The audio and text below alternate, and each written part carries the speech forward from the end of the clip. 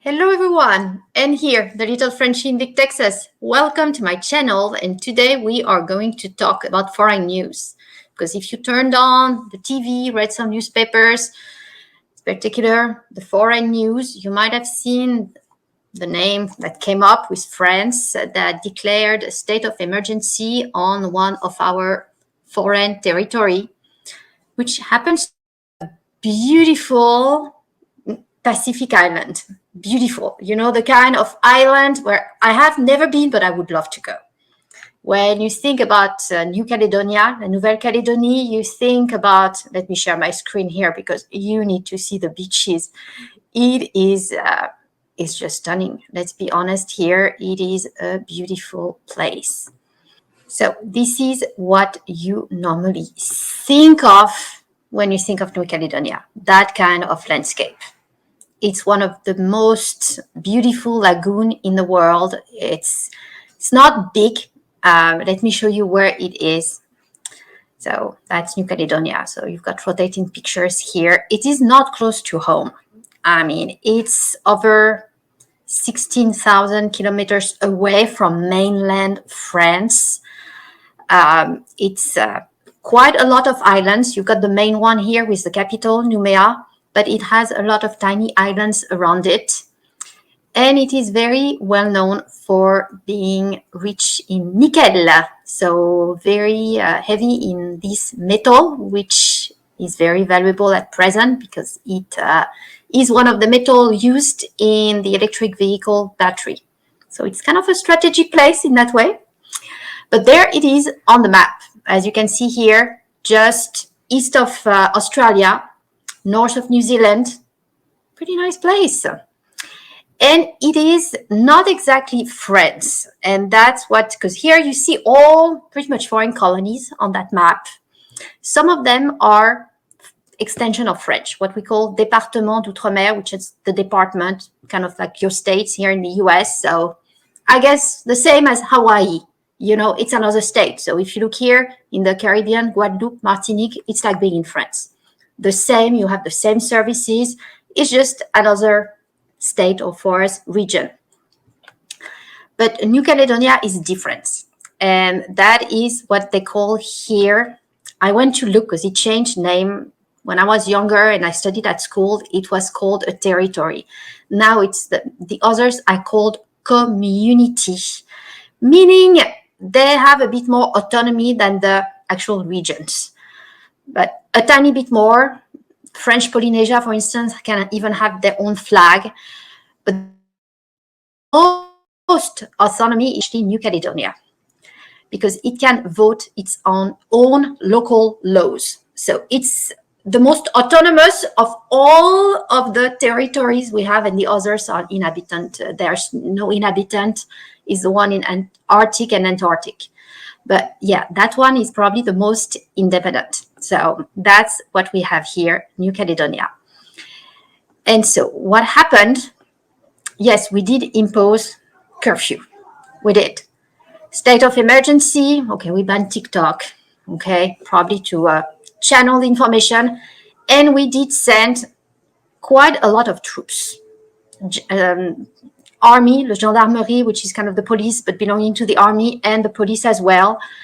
And the mainland started to do airlift, like flights twice a day. And as I said, it's very far away. Going from Europe past Australia, it's quite a ride here.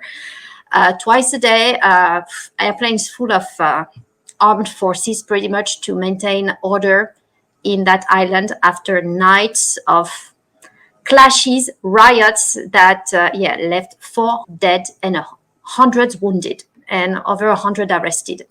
So instead of Paradise Beach and Lagoon, this is what you see here, an armed gendarmerie vehicle in the capital. But why? The main thing I want to address here is why. Why did it start like this on Paradise Island?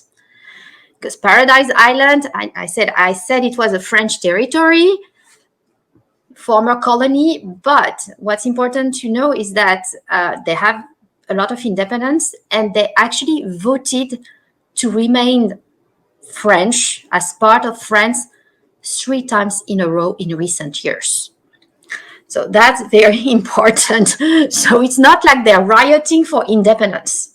This is not the case here. They're rioting about a law that was just passed at the parliament. Was it Monday or Tuesday night?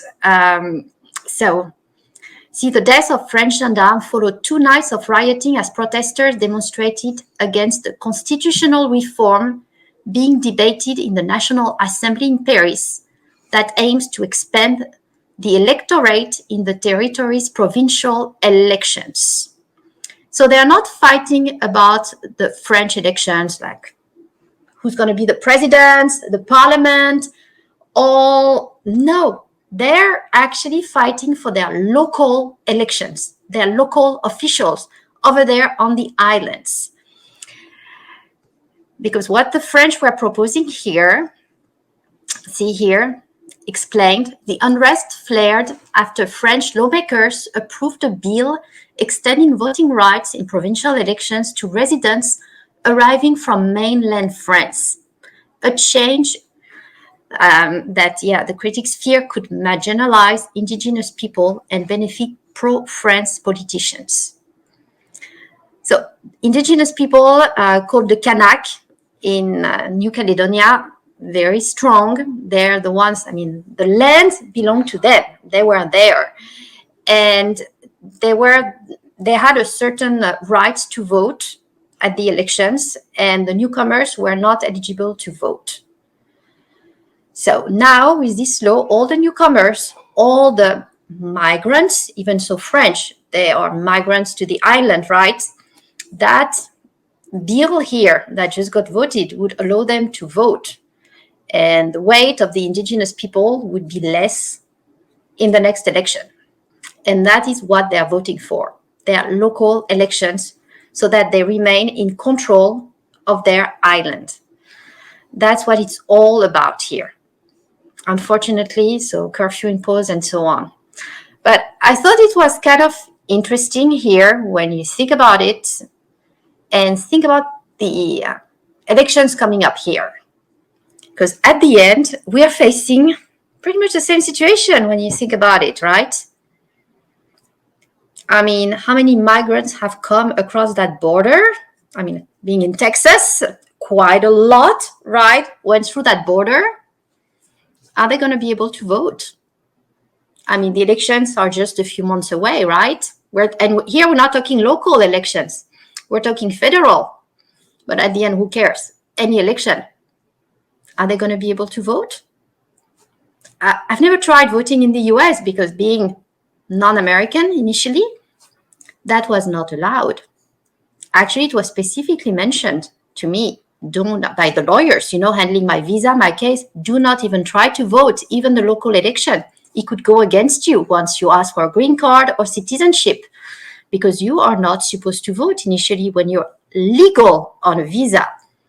And even with a green card, you might be able to vote local, but you cannot vote federal.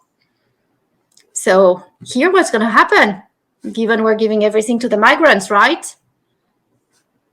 Are they going to be able to vote? And how many have passed that border? Because here we're not talking the numbers we have in New Caledonia, or even how many. And is it going to matter? Is it going to change the results of the election? It's really food for thoughts here. Because what's happening there, to me, it looks very similar to what's happening here. And the locals fighting for their land, pretty much saying, this is my land, you can vote whoever is French president. And they agree to be under that ruling. But it is an autonomous island, and they have the right to have their own local laws. That's part of the deal with New Caledonia. And they want to be in charge of these local laws. They don't want the French migrants from the mainland having a say on their island.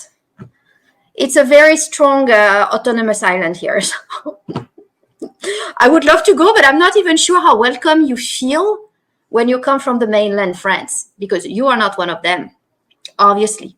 So I don't know on that one. Maybe I'll never know. I don't know.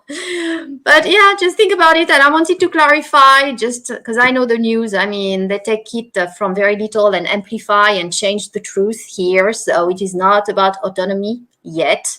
Who knows how it's going to end tomorrow? But given how much force have been deployed, because the local governor actually asked for help initially. She sent a letter to the French President Macron saying, hey, Noumea, the capital, is not under control. It's rioting, looting, and I locally do not have enough armed forces to handle. So that's why the French is sending the army and police forces to the island to maintain law and order.